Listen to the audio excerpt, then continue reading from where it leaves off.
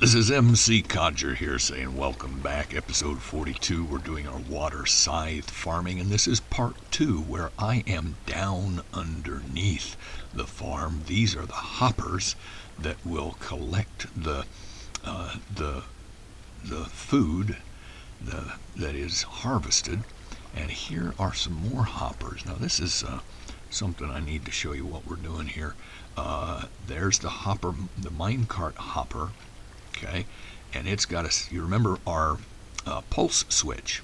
It's kind of the same thing. It goes up and down and up and down and back and forth underneath these hoppers, collecting everything that's in these hoppers, because a hopper will pass everything in it right down to a hopper underneath it, or a chest underneath it, or anything that's there that will receive drops.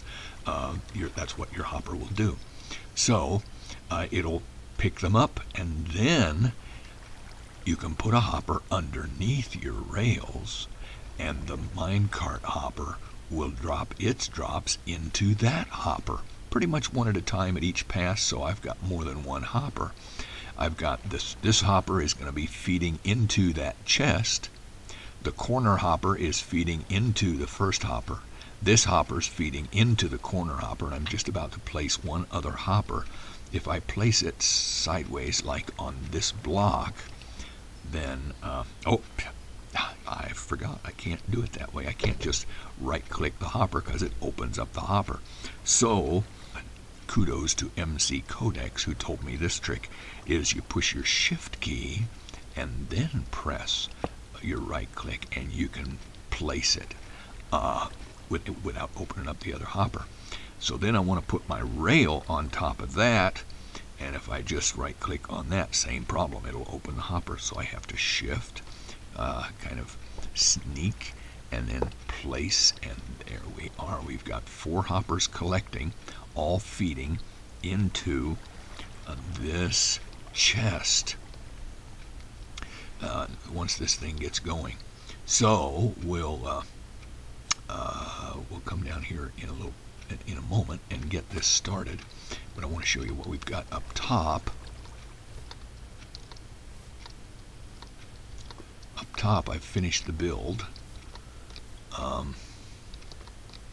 where there's our water, and you saw how we run our redstone to control this gateway, and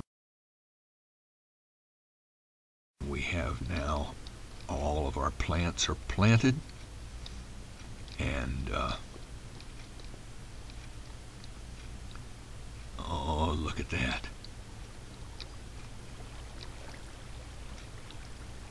Oh yes, look at that. And once we let that water out, that will, essentially I've got 12 potatoes, I got 12 carrots, and I got 12 wheat up there. Now you could make this bigger. You could extend this thing way out over there, and you could get just a buku of potatoes and vegetables, carrots and wheat and so on, and use the water to harvest them. So let's run up here, open up this. We'll open up our floodgates and watch what happens. There goes the water. Look at that, and it's carrying all the drops down. The water itself is going over here, down out the spillway and into the pond. Okay, now let me close our spillway again, and there we are. Now we go down below.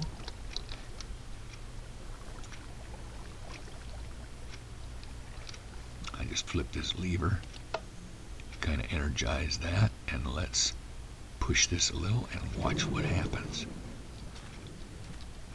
Now there it goes, and there it goes, and it's dumping. Now let me open this chest and we'll see what happens. Look at that. More potatoes. More potatoes. Picks up 4 potatoes at each pass. Okay, so it's picked up the potatoes first, apparently. There it goes, just filling our chest with food with our automated water scythe farm. Potatoes, and there it goes. Each time it goes, it collects more food from these hoppers and puts them into these hoppers. Let's watch this hopper. Oh, there went some carrots, and then it passed them right on through. There's some more carrots, passed them right on through. And now we've got carrots showing up in our chest. Look at that. And each pass collects more food, puts it in the chest, and when all's said and done, all we have to do is open the chest and get all that food that was harvested by our water scythe. Isn't that cool? So there's some automated farming I wanted to show you. Oh, now we're picking up the seeds. We picked up our wheat. Looks like we lost one wheat somewhere. Probably flew over to the side or something. And we're picking up the seeds so that we can replant those.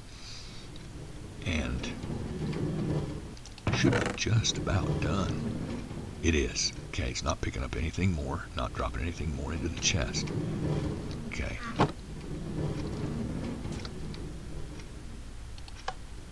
So I do this, and that stops our hopper. And there we go. Just show you this real quick. We've got two hoppers here, one on top of the other. Whatever goes into the first hopper is dropped down into the hopper below it, and then it holds it until it can drop it into the minecart hopper. Didn't need to in this case, but if you really wanted to put a lot of food and make this huge, then you could put two hoppers, one on top of the other, and they would collect. It would fill up the lower hopper and then fill up the upper hopper, and you'd have more capacity that way. So now all we got to do is replant this, let it grow, and we're ready to harvest some more with our water scythe.